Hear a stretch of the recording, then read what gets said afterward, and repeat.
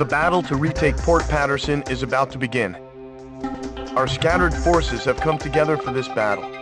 They're few in number, but we've managed to assemble a small ground force. However, the Laysath fleet continues to gather in Port Patterson, and the presence of the Transportation Corps has also been confirmed.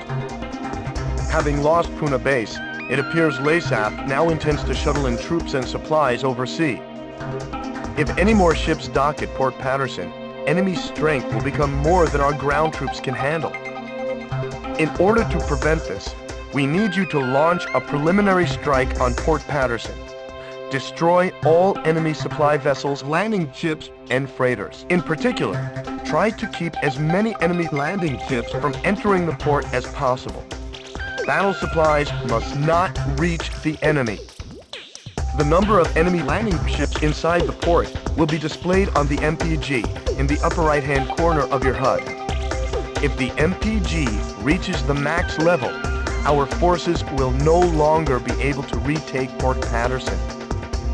This time, a substantial enemy counterattack is to be expected. It seems the loss of Puna Base has put them on guard. Please be careful.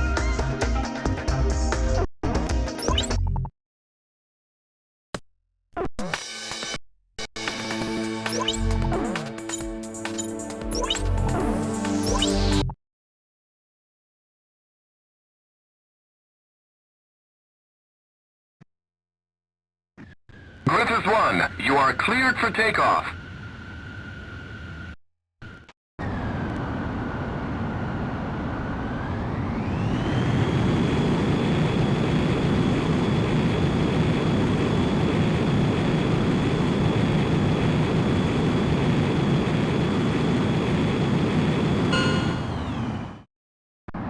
Griffith 1, altitude restrictions canceled. Return to your mission. Good luck.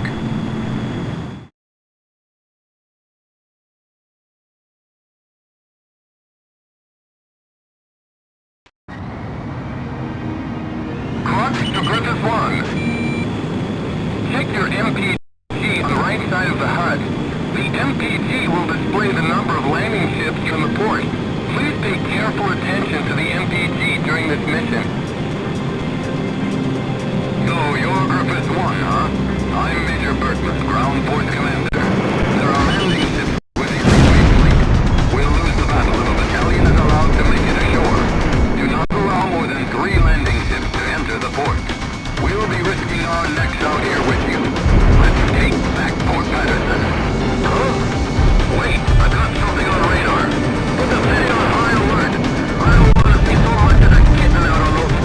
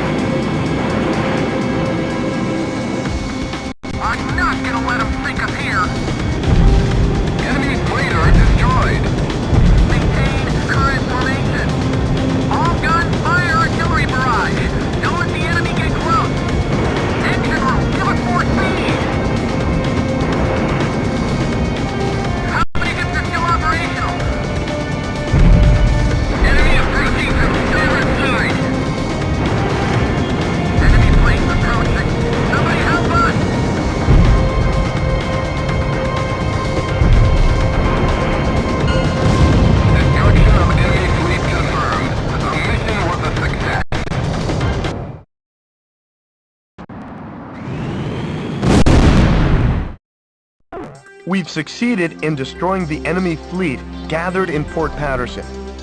Our ground troops scored a major victory by using the chaos caused by our attack to storm in and secure the port. We freed Port Patterson from the hands of the enemy. It's still kind of hard to believe.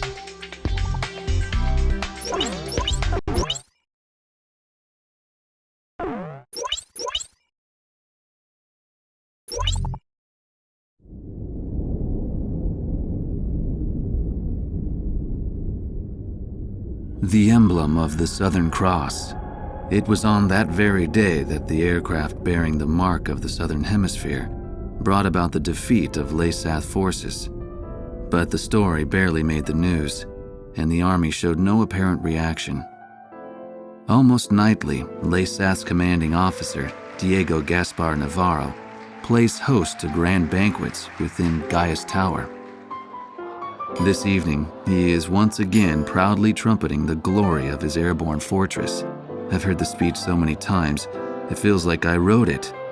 Which, in a way, is a good thing, because it lets me concentrate on enjoying the food instead. As I gazed out the window at the night sky, I felt as if even the phases of the moon were somehow at odds with those of the Northern Hemisphere. The words of a fellow reporter, who fancied himself a connoisseur of fine wine, really got me thinking about the price of the glass of wine in my hand. One glass of it is roughly equivalent to several years of a Laysathian citizen's salary. Haven't the long years of civil war left Laysath an impoverished and war-torn nation? Whatever the case, much is unclear about the flow of money in Laysath. Ever since I arrived here, I've only covered stories the military had approved. However, this particular mystery just might be worth investigating on my own. The idea was nothing more than the product of an idle mind, at least at the time.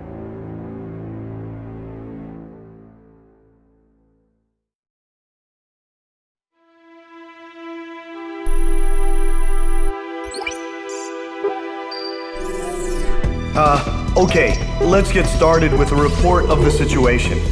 I think our best option under the circumstances would be to head towards Santa Elva.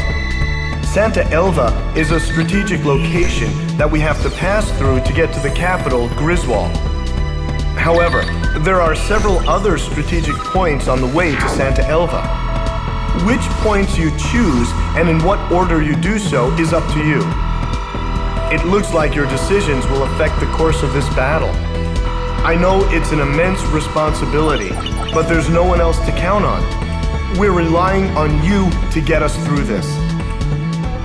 It appears that the enemy's Miller unit is gathering at Kings Hill.